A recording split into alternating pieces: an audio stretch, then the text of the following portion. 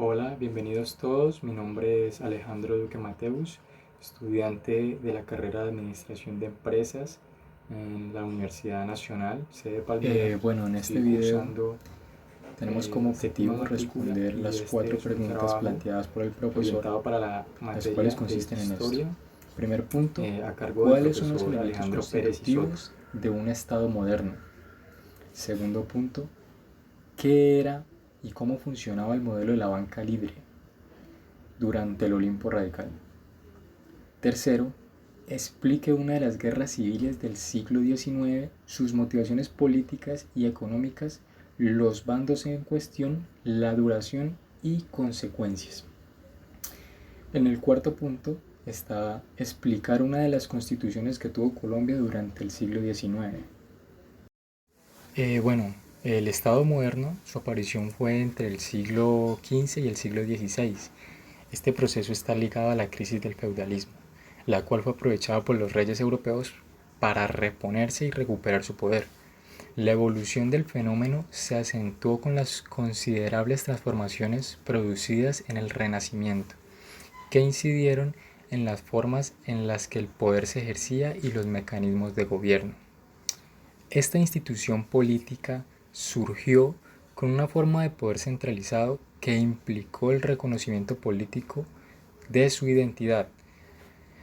La formación de un tipo de Estado estructurado formalmente, con identidad propia y organizado, tuvo grandes e importantes repercusiones no solo políticas, sino también económicas y sociales. En la aparición del Estado moderno se apoyó mucho de lo que fue la burguesía, que en cierta época era considerada como, de cierto modo, algo banal o algo de poca clase que estaba más abajo de lo que era todo el círculo feudal y las grandes élites. Estos burgueses fundamentalmente se dedicaban era al comercio y se veían beneficiadas con estos cambios de cuestiones políticas y de gobierno que se vieron reflejadas en el Estado moderno. Esto generó que se fortaleciera las clases sociales y que hubiera un mayor impacto en relación a la división o la acumulación de la riqueza. Lo que esto fue como un precapitalismo, un impulso a lo que de pronto hoy en día tenemos como el sistema capitalista. El Estado moderno basó mucho su estructura con el apoyo de la burguesía, lo cual implantó un modelo exitoso que después iba a ser transformado en lo que hoy es el capitalismo, con el fundamento del comercio y esa libertad. Libertad que también vemos que tuvo o que tuvieron estos estados en Europa frente a la iglesia, ya que todas las actividades de los reinos tenían que ser supervisadas por el Vaticano, por el Papa, los cuales muchos estados se vieron o reinos se vieron en desacuerdo con las aprobaciones y los requisitos que exigía el papado en cuestión de gobernanza y de diferentes políticas y en cuestión de estructura. Entonces, estos estados se independizaron de la iglesia y así la iglesia perdió bastante credibilidad y bastante intervención en lo que eran los reinos y los estados. Uno de los principales elementos de lo que fue la separación de estos estados, de lo que fue la religión, tal como lo fue la Iglesia Católica, fue el movimiento protestante, los cuales se dedicaron a intervenir de manera rebelde o revolucionaria acerca de las instituciones y conceptos que ya estaban preestablecidos y que estaban siendo apoyados por la iglesia, como lo podría haber sido que la Tierra era el centro del universo. Galileo apoyó la teoría en la cual la Tierra no era el centro del universo y por lo tanto la Iglesia tomó repercusiones con Galileo y con muchos de los que estaban apoyando este tipo de ideas. La Iglesia perdió credibilidad y poder. Otro de los aspectos importantes que marcó un antes y un después de lo que han sido el feudalismo y los estados modernos fue un gran punto fue la imprenta como un medio de difusión de conocimiento y de información, y para establecer como una herramienta del conocimiento. Otro gran e importante momento de la historia fue, claro, el descubrimiento de América, en el cual tuvo gran participación la Iglesia, eh, tomándolo como una conquista para la fe, con el objetivo de fidelizar a los nativos de este continente hacia la religión católica. Bueno, la conformación del Estado tiene una serie de componentes constitutivos. Estos conforman la médula del aparato del Estado. Podemos afirmar que todo Estado cuenta con una serie de elementos que lo instituyen como tal, y estos son el territorio, claro, se necesita un espacio físico principalmente. Después estaría la población, la cual es todos los habitantes de ese territorio, y estos tienen que tener una identidad. Lo que los relaciona es su identidad como nación, que ya vendría a ser parte de lo que implica la soberanía estatal, la cual es esta la que posee el control exclusivo sobre su territorio y sobre la población de los que habitan. Es importante, cuestión de soberanía, ser reconocido, tener esa fuerza y ser reconocido de forma, de forma exterior, de que otros estados también te reconozcan como un estado soberano. Otro componente es el aparato administrativo de naturaleza burocrática. Este ya viene siendo el encargado del control y la gestión, que va como brazo ejecutor de la política para aquellas decisiones que le dan un rumbo al Estado y a sus objetivos. Pero principalmente quien le da el rumbo mediante sus decisiones trascendentales es el gobierno, como otro elemento constitutivo del Estado. Bueno, para entender lo que fue la banca libre en Colombia, debemos entender que en esta época, debido a la Constitución de Río Negro de 1863, Colombia estaba concebido como los Estados Unidos de Colombia. Se caracterizó por ser una república federal y liberal, obviamente conocida por ser la época del Olimpo radical, y pues en este tiempo la economía doméstica enfrentaba un problema de escasez de efectivo, porque pues se requerían metales preciosos de forma creciente para saldar los pagos del comercio exterior. Debido pues a que el sistema estaba basado puramente en la circulación metálica interna y externa de esta moneda como mercancía, pues se ve que estaba muy dependiente de lo que era el comercio exterior y la moneda. Entonces había cierta escasez, ya que Colombia debía hacer demasiados pagos al exterior y quedaba con poca moneda para la circulación interna.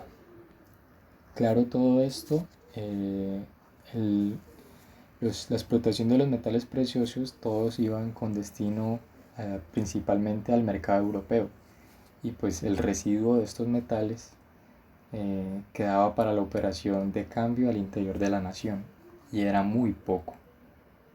En este sentido, los gobiernos del Olimpo Radical plantearon la creación de bancos privados que tuvieran la facultad de la emisión de billetes convertibles y ofrecía la oportunidad de servir como medio de sustitución a la moneda, al menos en operaciones internas, pues mitigando este problema de la escasez de la circulación de la moneda metálica. Básicamente la estructura de producción de la economía pues, se caracterizó por poseer una base exportadora. Estaba enfocada en el comercio de productos agrícolas, forestales y mineros. Este hecho permitía que el país estuviera fácilmente expuesto a ciclos exportadores, fiscales y monetarios. Era una estructura débil ante el exterior.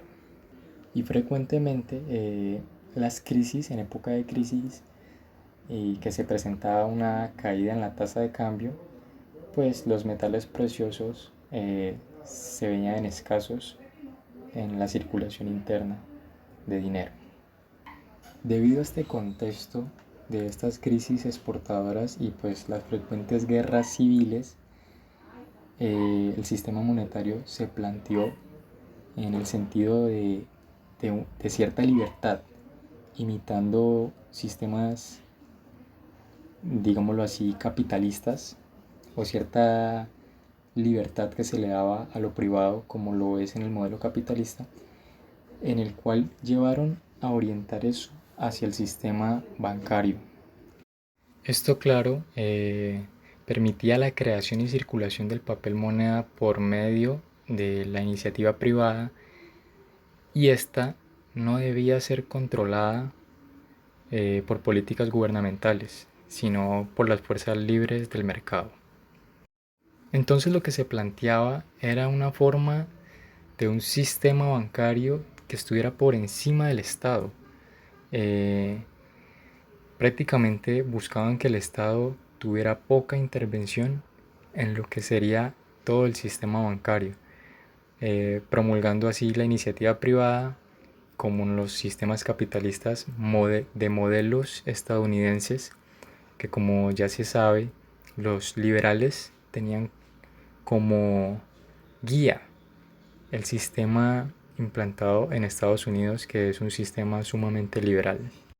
Y pues básicamente, gracias a esto se radicó la Ley 35 de 1865, la cual buscaba entonces responder a la necesidad de estos medios de pago, pero bajo la idea de crear un sistema monetario basado en la banca libre, en la banca privada y no en la deuda pública.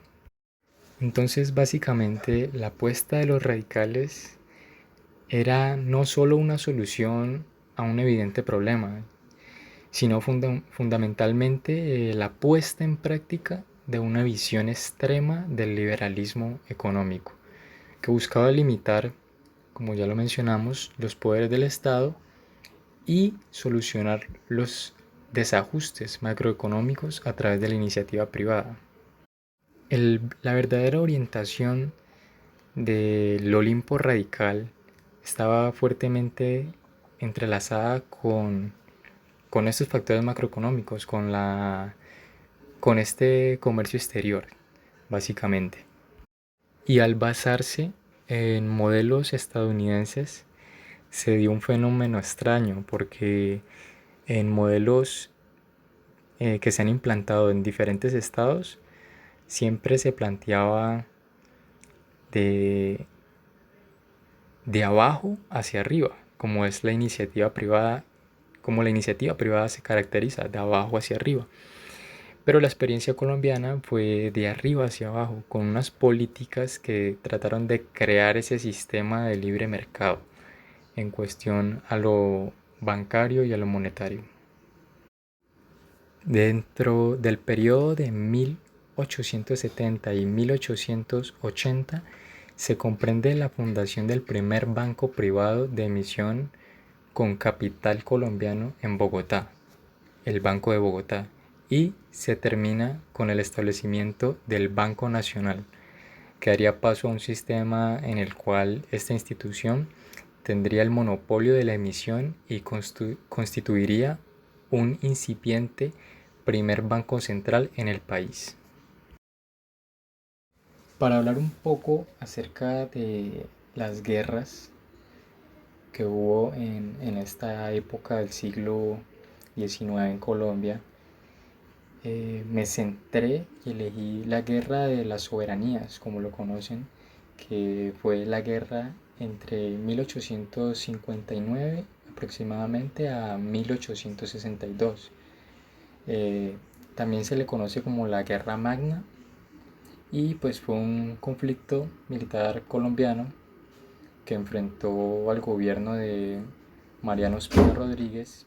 Básicamente era un gobernador o un gobierno de carácter conservador y que bajo su gobierno promulgó ciertas políticas de centralizar el Estado, centralizar el gobierno, lo que era en esa época la Confederación Granadina, que después pasaría a convertirse en los Estados Unidos de Colombia. Esta guerra básicamente se dio entre el enfrentamiento del gobierno central conservador de Ospina ante los gobernadores de otros estados, de estados como por ejemplo el gobernador del Cauca, que fue un importante referente en lo que fue todo este conflicto y representando al otro bando, que fue Tomás Cipriano de Mosquera, el que era gobernador del Estado Federal del Cauca. Este se rebeló contra el gobierno nacional y declaró la independencia de su estado, lo cual ocasionó pues la guerra de 1860. Principalmente hay que decir que en el gobierno de Ospina, en el cual se concibió a Colombia como semifederalista, el cual estaba conformado por varios estados, empezó a dividir varios estados como lo fue Medellín, Panamá, Cauca, Cundinamarca, y les dio cierta autonomía en esta etapa de la Confederación Granadina, dándole manejo de sus asuntos internos, la emisión de sus propias constituciones estatales, el manejo de los procesos electorales y también tenían su propio poder de fuerzas militares. Esto fue un gran inconveniente, ya que cada estado quería de cierto modo ser como un estado federalista, pero este gobierno lo planteó como un gobierno centralizado. Entonces cada estado empezó a rebelarse ante el gobierno central y ya que tenían todo el poder militar que su autonomía les permitió, desencadenaron conflictos armados y varias muertes. Frente a esto, recapitulando, Ospina planteaba tener más poder sobre los estados que eran autónomos.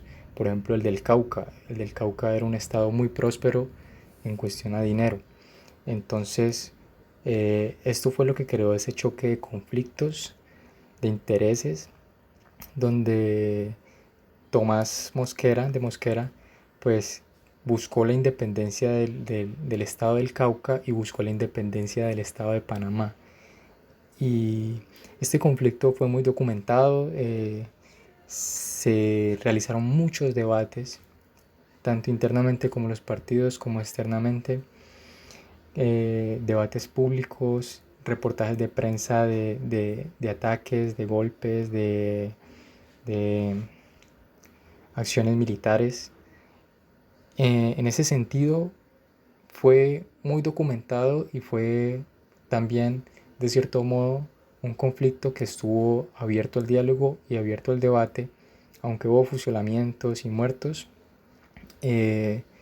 Se recuerda mucho grandes debates ilustres de pensadores que en sí todos querían ver a Colombia mejor. De pronto todos buscaban el progreso, como siempre en la política, pero de cierto modo tenía ideales completamente distintos.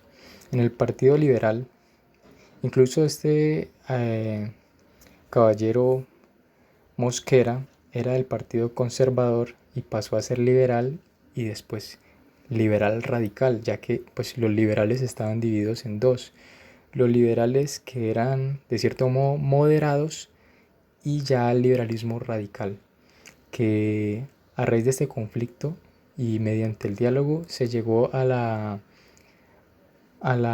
o el diálogo no, frente a la unión de varios influyentes y de varios estados, se llevó a la Constitución de Río Negro, que voy a hablar un poco más eh, adelante, en la cual pues ya el poder quedó sobre el Olimpo radical y durante varios años se mantuvo los liberales radicales en el poder, dándole ciertas libertades y cierto ideal político que tenían los liberales muy, muy marcado en lo que fue las políticas de Estado.